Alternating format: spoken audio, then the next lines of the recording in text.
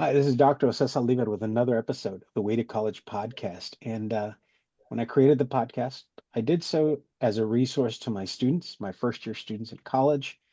Uh, a lot of them had questions and were lost. And I think when I was a student many, many years ago, I found myself in a similar situation. I was really fortunate in that I had outstanding peers and professors that really guided me and just some tremendous mentors. And I never anticipated where the podcast would go.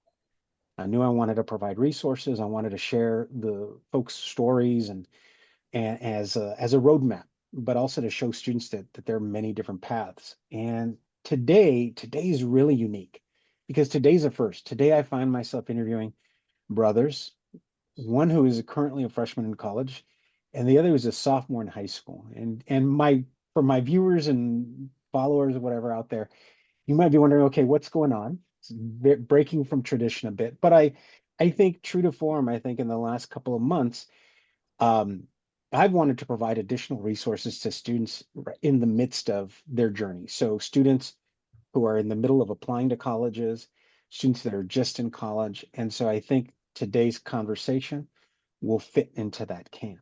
And so what I'm going to do is I'm going to allow my guests to introduce themselves. So we will go with the eldest. So Jack, why don't you introduce yourself to our viewers and listeners out there? Amazing. And I appreciate the seniority that you're giving me. Well, hello, my name is Jack Goldstein. I am a freshman at the University of Pennsylvania. I'm from Portland, Oregon, and I am studying political science and am hoping to go to law school after 4 years of undergrad. Awesome. Thank you so much, Jack. And Evan, how about you? Yeah, my name is Evan Goldstein. As Jack mentioned, I'm Jack's younger brother. I'm a sophomore this year in high school at Jesuit High School in Portland, Oregon. Interested in all sorts of things. I love doing sports, love playing, watching sports. Just started doing the mock trial team, so kind of just starting to get involved in more extracurriculars, and really excited to kind of see what my major may be as I get ready to look into colleges. So Evan, I'm going to ask you because I see the University of Oregon basketball behind you. So Yes. is University of Oregon, maybe potentially somewhere you'd like to go?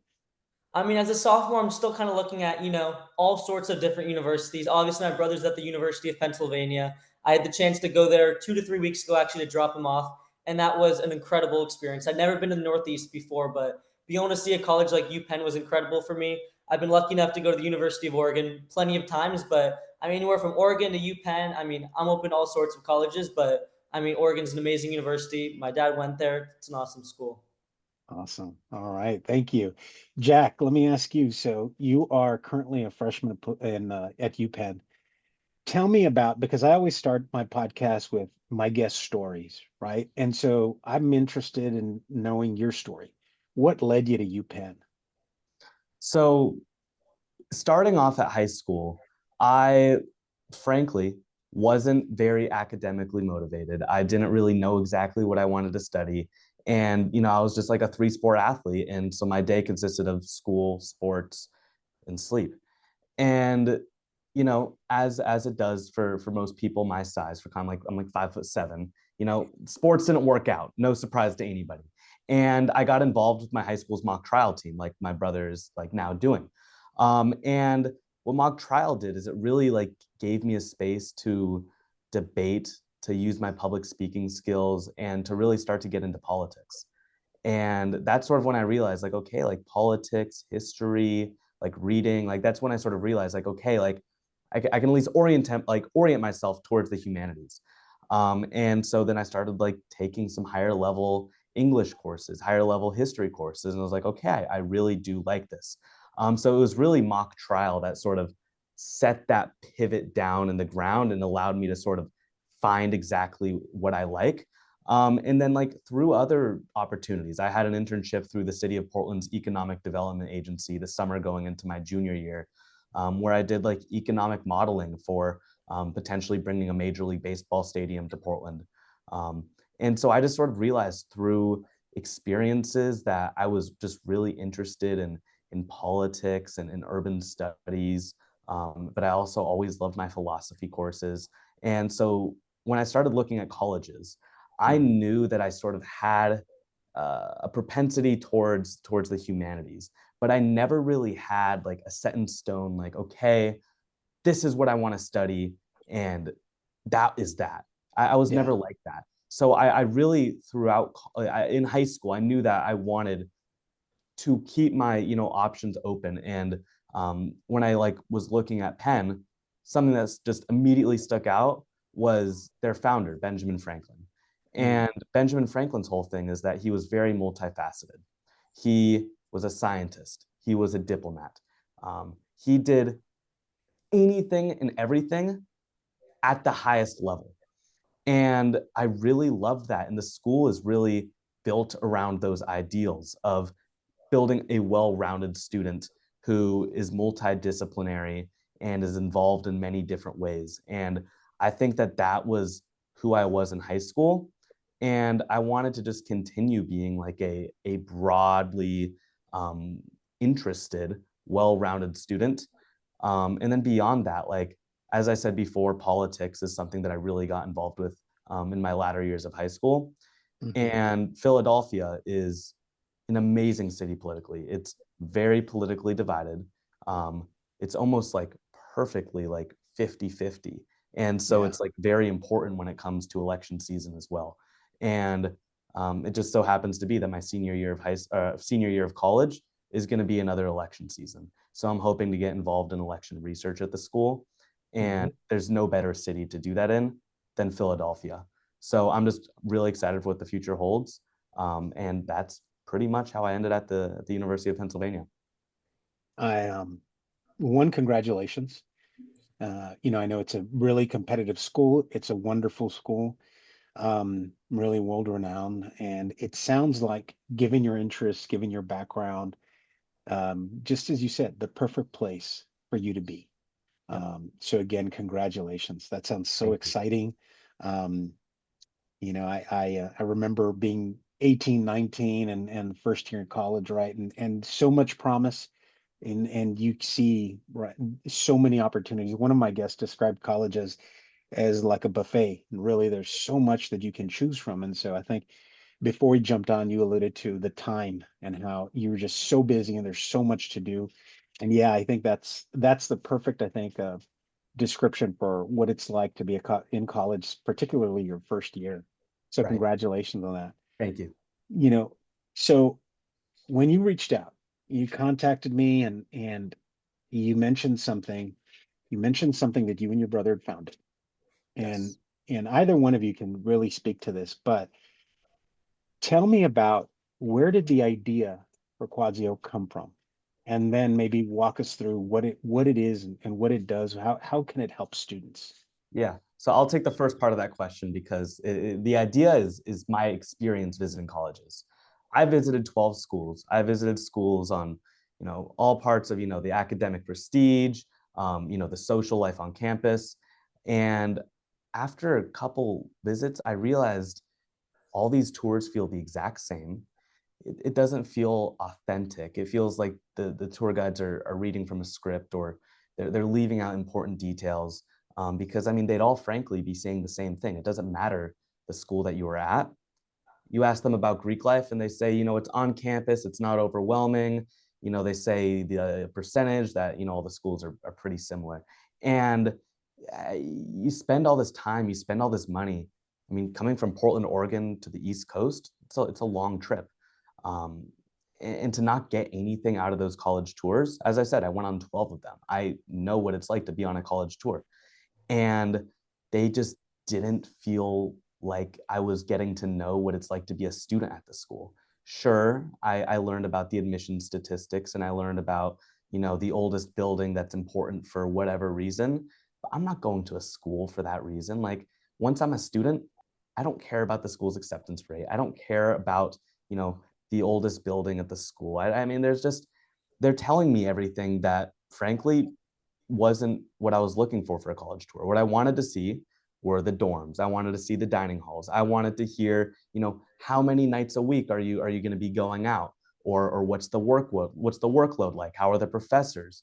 How big are the class size? Like, these are things that I was genuinely curious about and I wanted to learn. That's why I went on these college tours, but I just felt like I was getting the wrong information when I was doing the college tours through the university. And so when I visited Syracuse, which was one of my top schools, I reached out to a girl from my high school. She was on my ski team. My sophomore year, she was a senior. And so she was a freshman at Syracuse when I visited her. And I just reached out and was like, hey, I'm at Syracuse right now. I know it's last minute, but is there any way you could take me around? And so she took me to her dorm. She took me and she swiped me into her dining hall. And, I got to eat the dorm food. I got to meet her friends. So I really got an understanding of what it's like to be a student at Syracuse University. She even took me into a class. She took me into her economics class where I got to afterwards introduce myself to the teacher and ask the teacher some questions about generally what his types of lectures are like at Syracuse. So I really got an understanding socially and academically of what the school is like through that one-on-one experience with somebody from my high school. And after that, I did the same thing at the University of Pennsylvania with a kid on my mock trial team, who's also one of my very good friends.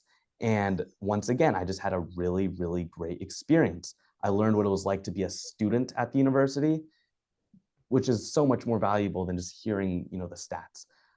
And after those two really great experiences, having a one-on-one tour with somebody from my high school, I was like, all right, like this is great for me, but not everybody has the network. And we wanted to scale it up and make it more accessible for everybody. And that's where the idea for Quadzio, and now Evan, I'll let you take it away as to what our business actually does. I mean, yeah, I mean, I went on, I want to say probably 2 or 3 of these tours with Jack, and I saw the same exact experience he had. We're in like this huge group of kids. I just remember one time even telling Jack, like, what are we even doing here? Like, they're not telling us, like, they're showing us outside of the building, like, Jack, do you really even care about, the history of this building? And like, I'm scared to ask a question. Like, I completely agree with everything he said. Like, it is just not a great experience. And as a sophomore in high school now, probably next year, I'm going to start going on these tours. And even I was talking with another kid today actually in one of my classes, and he said, "Yeah, I just went with my brother on one of these tours. Same thing. It's just an awkward experience, and especially like as Jack said, when you're flying out to Philadelphia. Even one time, I actually went to the University of Michigan. We were in town, and actually had someone who I know show me around campus. It's just such a better experience. And when you're making that huge time commitment to get out there, it's such a game changing situation to be able to meet up with somebody who you know. So the idea of Quadzio, which is the business that me and my brother started, is we really want to be the bridge between that high schooler and the college kid. And maybe they know each other, but maybe they don't. But the idea is they can be connected because maybe they went to the same high school, maybe they're from the same town, or same general state. Because if I want to do a tour at the University of Pennsylvania, having somebody even from the West Coast can just give me so much more insights that I would not be able to get if I was touring with somebody who's from New York City. It's just such a different world. They can even be matched up, whether it's because similar interests, similar majors. So we just want to be the bridge really between the high schooler and the college kid. And the way we're going to do that is, if you're flying out to there and you're in town, that's amazing. You can meet up with them. You can, talk about what's life like on campus. Hey, on my normal tour, I didn't get to see the spots that I really care about. Can you show me where I can go? And beyond that, we're actually getting into the essay in the essay space because, as a kid, one of my dream schools right now is the University of Michigan. And if I want to go to the University of Michigan and I'm writing about my essays, there's nothing more valuable to me than seeing, call it 5 essays that got kids into the University of Michigan. So a big thing we're actually just we're starting with Quadzio is where college kids like Jack have the option to submit their essays, and high school kids like me, they get to review these essays. They get to use them for inspiration purposes, and beyond that, they even get to have a 25-minute Zoom call with them, talk about the essays, talk about life on campus, and we just want to be that one-stop shop, and we just want to change how college tours work, how students can put themselves in the best position to be in the right spot, like Jack's found himself at the University of Pennsylvania. So whether that is through the essays, whether that's through the Zoom calls, or whether that's even through an in-person meetup, we just want to make the college touring process easier, better, and where students can just find themselves in a position where they're happy, for the next 4 years. You know, thank you. Thank you to both of you. And congratulations just even on the idea and the concept. I think it sounds like a game changer and it sounds like incredibly rational, makes sense, right?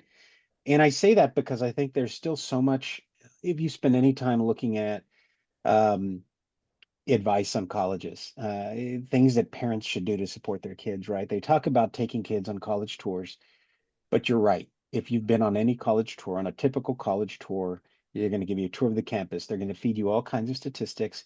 but you never really get a sense of what it's like to be a student on that campus. Um, and I've been critical, not on the podcast, but just with other folks. And I'm in Texas, and so I've seen school districts around here take kids to college. But it's even less, it's even more impersonal, where it's kind of like a drive-by, get off, hey, this is the college campus, let's get on the bus, let's keep going. And so you never really get a sense of what it's like in the dorm room, in a dining hall, stepping into a class or talking to what are the classes like? What are the expectations of me as a student? So, one, congratulations. I think seeing something and seeing how it doesn't work, maybe, right, doesn't meet the needs of for you all, right, it personally, but then deciding chances are if it doesn't meet my needs, it's probably not meeting the needs of any other kids. So let's see, how do we make this happen? How do we make this a reality? Mhm. So let me ask you all. You come up with this idea, you have these experiences, Jack, Evan, you go visit these campuses, right? And then you conceive of this idea, and then what do you do with it? What was the next step for you all? I mean, yeah, me and Jack, I mean, we have never started a business, obviously. We have no clue what even goes into this. So a big part of it was just doing research. Like, one, how do you even start a company? What even goes into it? So we had to outsource a lot of like the coding sides of things, or like building a website. Because our forte is not in, technology. It's not in building a website. Our forte, we felt, was in outreach, getting kids involved, and just, spreading this idea with what we felt we were passionate about and spreading that to the rest of the world. So a lot of it was doing research on how do you outsource things? How do you kind of, make correct hires where you can feel that, you're putting this idea in the best hands possible. And then from there, it was all about outreach. It was all about getting college kids on board. And I think Jack actually can speak a lot to, what our strategy was with, how to get all these college kids to actually sign up. All Yeah, right. I spent my summer doing cold messages on LinkedIn, trying to get a Zoom call with them and just asking them about like what was your experience visiting colleges? And then they would all be like, yeah, it was fine, but there were some things missing. Like I'm now going to school and I don't really know what to expect. And I'm like, so here's this experience you had. Like now I'm starting a business to make it better. Like let's get on board. And everybody was like, this is a great idea. They all wanted to become ambassadors to try to give back to the process. Yeah. So the hardest part of it was just the time because it takes a lot of time to send all those cold messages and to be on those Zoom calls. Because like once you get them on a Zoom call, 100% of the time they're sold because it's a good idea and it's needed in the space. So yeah, like outreach, we just spent our whole summer collecting just a team of ambassadors. We have over 300 ambassadors at over 110 different college campuses right now. So we've done an exceptional job just getting kids on board. And as I said before, recruiting was easy.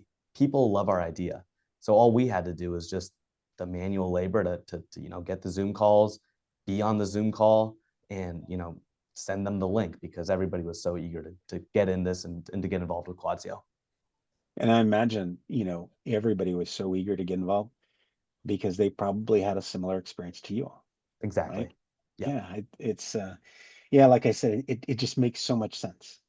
We're not seeing what we want to see. We're not hearing what we need to hear. And the questions that we have aren't really being answered. And I think Yep. you all have found an excellent way to do this. You've got how many? Over 300 ambassadors at over 110 schools. Is that right? Yeah. Yeah. Wow. So let me ask you then. Matt, I'm gonna pretend I'm 17. And where do I go? How do I use the site? Yeah, so actually, so for the past few months, because nobody's really been on college campuses until, a couple weeks ago. Now, pretty much everybody's on college campuses these next few days. So for the past few months, it's been a very simple sign up process. We just want to get you on our sign up sheet. We want to have your email. So when we do the full launch, which is coming, at the time this podcast comes out, it maybe have already come out. But the launch is going to happen, sometime mid-September. And the idea of there is that ambassadors, the high schoolers are the ones who actually reach out to the ambassadors. So once you sign up for the full platform, you put your interests, you put your major, your home high school, so then you can kind of be matched geographically, and maybe even, hey, somebody from your high school is actually, interested in the University of Pennsylvania, you can get matched. But the idea is me as a high schooler, let's say I'm interested in the University of Pennsylvania, I can see I know at the University of Pennsylvania, we have a bunch of ambassadors because luckily Jack's been able to reach out to a bunch of his friends, right? So I think we have almost, I think we have north of 40 at the University of Pennsylvania. Oh, wow. yeah. So we have a bunch of, so if, high schoolers interested in the University of Pennsylvania, Quadzio is in great shape for that, right? But let's say I was interested in UPenn and maybe I see, hey, there's someone like my brother who's went to my high school. I can connect with him there. But beyond that, hey, this kid's actually my same major. And yeah, he's from Washington. So right next to Oregon, right? So I can kind of pick and choose who do I want to actually, connect with. And from there, I can set up a time to meet with them. So all the college kid needs to say is, yeah, I can meet now, or I can meet, this specific date. And, they can also share their college application. They can talk about the application. So really the high schooler is the one that can reach out to the college kid and saying, hey, when can you meet? I'm coming in town. Can you even meet? I'm happy to hop on a Zoom call. So for the college kids, about being available. Time commitment's actually really low because, if you have a big test the next day, there's no obligation at all to meet up. Even a 5-minute phone call saying, hey, here's what it's like coming from Portland, Oregon to University of Pennsylvania. That can totally change a kid's outlook. That 5 minutes can be much more valuable than the, hour that they get on the college tour, right? So for the college kids, about being available, just having, those insights that those students wouldn't be able to get anywhere else and being open to offering those and, giving your true perspective on, your university. Wow. Wow. Well, congratulations, guys, because this just sounds amazing. I'm excited for the launch. I'm excited for both of you because as someone who started a couple of businesses, like just getting off the ground and getting going is just a great feeling, a great sense of accomplishment. But to see something like this, where right you have got this identifiable need, and to see the, I think, outpouring of support, folks signing up, wanting to be ambassadors, at all of these different universities, to see this go live, I think that's really exciting. So I imagine you guys are excited about that. Yeah, we're very excited. You hear everywhere that, the product launch is always going to be like the couple weeks after is going to be the hardest part, but it's just pure excitement because, we've worked so hard over the summer to put ourselves in this position where we think we're going to succeed. And now it's just like, let's see what's going to happen. Yeah. I imagine you all have gotten this far, and mom and, your parents have been on board 100%. Yeah. Without a doubt. Yeah. Did so because I think our parents are good about, also they understand their kids, and they can also offer a little bit of caution, right? So what advice did they give you as you were building this out? Jack, you want to take this one? I mean, so my mom, she works for a small company, and she just, knows the value of your time because, at a startup, you're doing everything for yourself, and she's just like, you need to just put in the hours. And other people's time is valuable. Like, don't spend too much time with one person on the phone call because, you can sell someone in 20 minutes or you can sell them in 7 minutes. And if you sell someone in 7 minutes, then it's much faster and you can get more ambassadors that way. Because, when it's a startup, it's just my brother and I who are taking the phone calls. So just like being efficient with your time was one thing. And then just like, there's just like my parents, they've spent, time in business, and there's like legal loopholes that we never even thought that we'd have to jump through. And so just like them bringing that to our attention and being like, hey, this is something that you might need to look at. And we're like, okay, Yeah. like that's good advice. So just like there's just like a lot of experience that they have too, just like having been in this, business realm for, more time than my brother and I have been alive. So it's just, they have the experience, they have the knowledge, and they're just like telling us what to look out for, which has been super helpful. Evan, do you want to add anything? One thing I'd add about just the whole idea of the cold calling. I remember when we first started this thing, it was a bunch of DMs we'd send on Instagram, and I would give, this huge long paragraph saying, hey, here's what we do. Here's the link to sign up. Let me know if you have any other questions. And my dad just said, Evan, the DM, the email, right? It's nice. Just say, hey, here's my idea in short. Would you be willing to hop on the phone? And I remember at first I was like, who would want to take a phone call with a 15-year-old kid in high school? They're getting ready for college. Why would they want to talk to me? I tried it once, just like that. In 10 minutes, somebody signed up. So between me and my brother, we just, over the course of the summer, as he said, we probably took 100 phone calls. And just, I remember thinking about 2 months ago, just the thought of taking a phone call is beyond. Like, why? Who would want to take a phone call? But after just getting so many reps of just knowing, like, hey, here's, in a way, the script of what we want to pitch, how we want to pitch it. Here's the answers to all the questions they may ask. It's just like the idea of just sending a DM. It's nice, gets the message across. But I mean, being able to talk to somebody, face to face, especially even if it's a Google Meet meeting, just instead of a phone call, just really allows to make it more personal. So they really feel you can ask the questions. It just and that was something that my both of our parents really said, like, hey, just try doing a phone call, see where it takes you. And I think pretty much all the credit to our growth goes towards taking phone calls, and beyond that, I think the kids who we actually talked to on the phone, they got more kids at their own high schools to sign up. So I think that just the whole idea of interacting with people over the phone, over Google Meet, and over FaceTime really has just been so much more effective than just really just sending a DM. You know, one, congratulations on the support from your parents, right? Also the guidance. I think that's important. Having somebody in your corner to also guide you and give you tips, but also put those things on the radar that we don't think about when we're starting a business, particularly if we're not familiar with it. And to Jack's point, right, the legal loopholes that maybe we definitely weren't thinking about. So good for you on that. You know, I am always impressed. I am always impressed. I work with young people. I still teach first year college students, and I've just been so impressed by the initiative of young people.